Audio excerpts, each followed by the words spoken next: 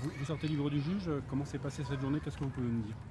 Écoutez, c'était une journée très, très longue, très éprouvante. C'était prévu qu'on commence à 9 heures l'interrogatoire auprès de Madame le juge d'instruction. Ça a commencé donc à 10 heures et on a fini il y a quelques minutes, donc plus de 6 heures. Donc voilà, donc c'était long, mais en même temps c'est une affaire qui le justifie. Et voilà. Est-ce qu'on a appris des choses? Est-ce qu'on a appris des choses? Sûr qu'elle. Écoutez, après, comme vous en doutez, il y a le secret de l'instruction. Je ne peux pas vous dire quoi que ce soit sur le contenu de ce qui s'est dit, de ce qui a été dit durant la garde à vue, de ce qui s'est dit aujourd'hui. Donc de ce côté-là, c'est un petit peu compliqué pour moi de vous répondre. Il y a forcément des nouveautés, il y a toujours des nouveautés, mais après, il y a aussi des choses qui sont les mêmes, y compris dans la position de M. Reiser. Vous pouvez nous le rappeler? Sur le climat, Vous pouvez nous rappeler sa position justement?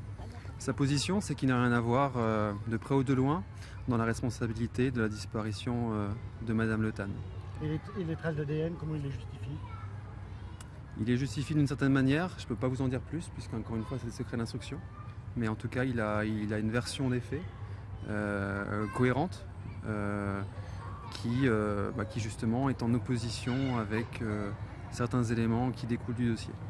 sur l'atmosphère dans le bureau du juge d'instruction, est-ce qu'il parle? Est-ce qu'il répond à toutes les questions? Est-ce que c'est cordial? Est-ce que c'est tendu?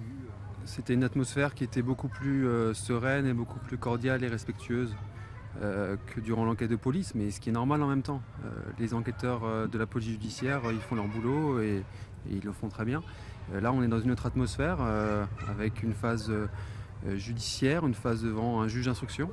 Et donc forcément, c'est plus apaisé, c'est plus serein et ça permet aussi à M. Reiser de davantage s'exprimer et de faire des déclarations qui sont forcément plus loquaces que ce qu'il a pu faire et puis donc plus fluide que ce qu'il a pu faire durant la garde à vue. Ouais. Est-ce que cela a été un exercice difficile pour lui par rapport à la durée de cet interrogatoire? C'était moins difficile que pour la garde à vue, forcément, puisque en garde à vue, on a tout qui est fait quand même pour pouvoir avoir des réponses aux questions des enquêteurs. Donc c'était moins difficile, mais aussi parce qu'il a pu davantage se reposer durant la garde à vue. Et ça, je ne romps pas le secret d'instruction, et vous le savez, ça a duré, donc il y a eu pas mal d'heures, il y a eu beaucoup d'auditions. C'était une garde à vue qui était prolongée, donc ça a duré 48 heures. Et forcément, c'est quelque chose qui fatigue un homme et une personne, puisque ça reste une personne. Donc c'est sûr que là, avec un interrogatoire d'à peu près 6 heures, un peu moins de 6 heures avec des pauses, oui, c'était moins éprouvant que ce qu'il y a déjà eu dans le passé. Ouais. Est-ce que vous savez si à l'issue de cette journée, justement, le juge va prendre des nouvelles actions, peut-être une nouvelle audition de M. Reiser ou d'autres personnes? C'est à Madame le juge d'instruction qu'il y aura donc le loisir de le faire. Il y aura sûrement des mesures d'instruction qui seront faites prochainement, et en fonction des résultats, en fonction de ce qui sera fait, forcément il y aura à nouveau des interrogatoires et on sera encore là, Maître Metzger et moi. On ne sait pas s'il doit être réentendu bientôt. Bientôt, je ne pense pas. Après, moi je ne sais pas. Je ne suis pas dans la tête de Madame le juge d'instruction, donc je ne sais pas trop ce qui est prévu.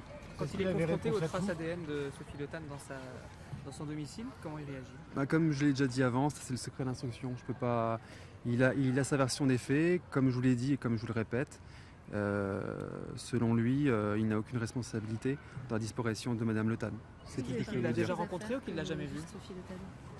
Les précédentes. Précédentes affaires, forcément, on lui pose toujours les mêmes questions. Il a aussi toujours les mêmes réponses, qui encore une fois s'inscrivent dans le secret d'instruction, donc je ne peux pas trop en parler. Est-ce qu'il s'estime d'une certaine façon victime de quelque chose, de son passé, d'un complot? Est-ce qu'il est, lui, dans un état d'esprit de quelque part de se considérer presque comme une victime en ce moment aujourd'hui? Victime, je ne sais pas, je ne pense pas, mais ce qui est sûr, c'est que pour toute personne qui fait l'objet de telles accusations, et quand on a des antécédents, alors que ce soit des antécédents qui soient acceptés donc ou non, ou qui fassent l'objet de contradictions de la part de M. Reiser, ce qui est sûr, c'est qu'il a des antécédents. Et à partir de là, c'est sûr que la justice aura un œil plus averti sur quelqu'un qui aura des antécédents que sur quelqu'un qui n'en aura pas.